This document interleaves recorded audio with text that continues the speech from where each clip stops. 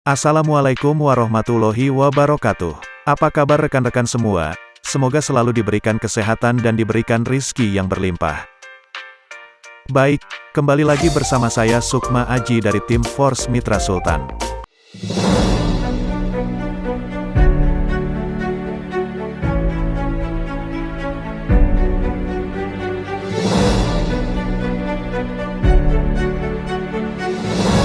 Pada video kali ini saya akan menjelaskan secara singkat kepada Anda mengenai apa itu Metaverse, kemudian teknologi yang ada di dalam Metaverse.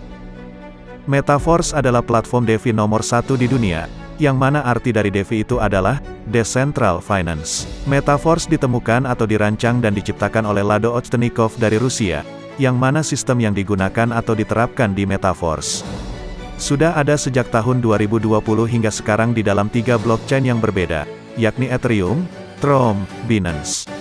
Dan terbukti masih berjalan hingga sekarang dan masih menghasilkan bagi mereka yang menjalankan bisnisnya. Selanjutnya kita akan membahas apa itu DeFi.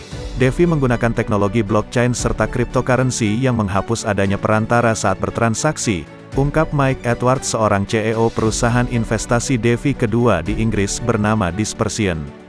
Ada aktor di tengah itu membuat aktivitas berjalan menjadi lebih cepat, murah, efisien serta aman.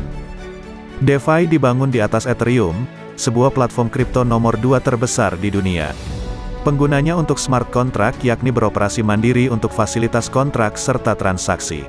Sistem keuangan terdesentralisasi pada intinya memungkinkan pembeli, pemberi pinjaman dan peminjam, antara lain, dapat berinteraksi dengan satu sama lain tanpa melibatkan diri mereka dengan perantara seperti bank, perusahaan dan institusi, jelasnya.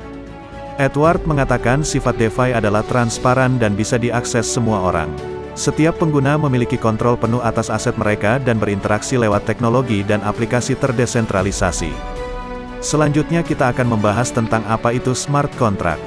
Smart contract pertama kali dikenalkan pada tahun 1994 oleh Nick Szabo. Ia memperkenalkan sistem yang memformalisasi dan mengamankan jaringan komputer dengan cara mengombinasikan protokol antar muka para penggunanya.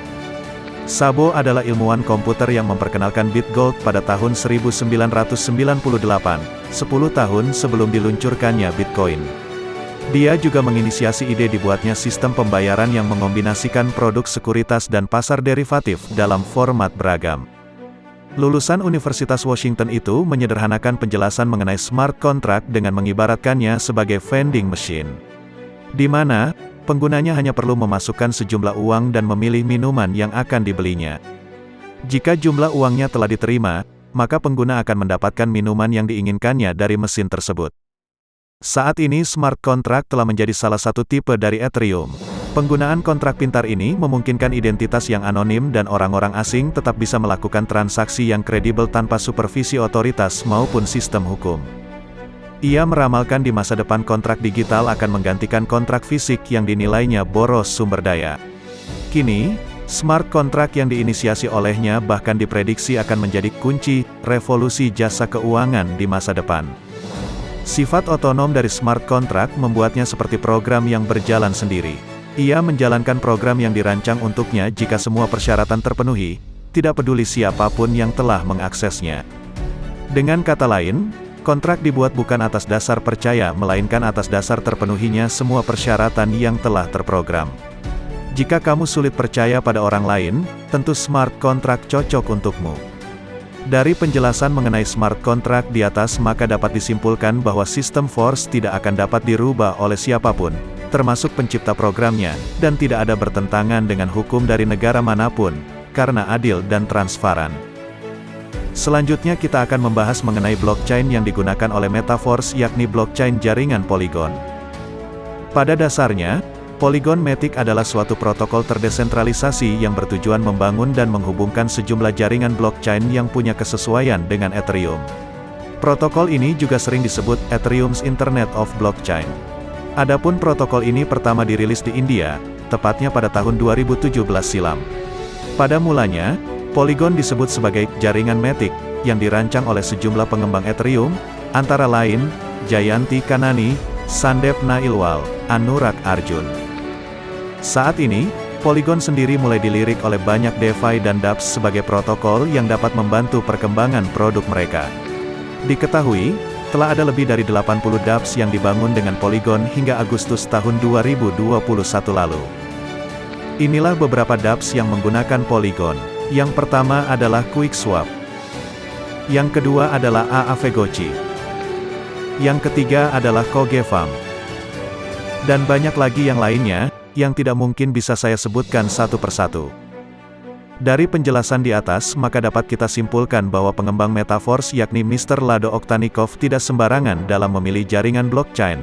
Dia memilih jaringan yang kuat dan digunakan oleh banyak pengembang DeFi lainnya. Selanjutnya kita akan membahas mengenai kripto yang digunakan oleh Metaverse yakni USDT. USDT adalah sebuah aset kripto yang mengklaim nilai per asetnya senilai dengan $1.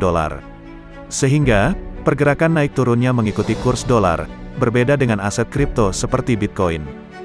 Pada saat beberapa aset kripto lain mengalami pelemahan beberapa waktu ke belakang, bahkan anjlok cukup dalam, aset kripto yang dirilis oleh Tether Limited ini tetap berada di kisaran angka $1 dengan kecenderungan naik tipis.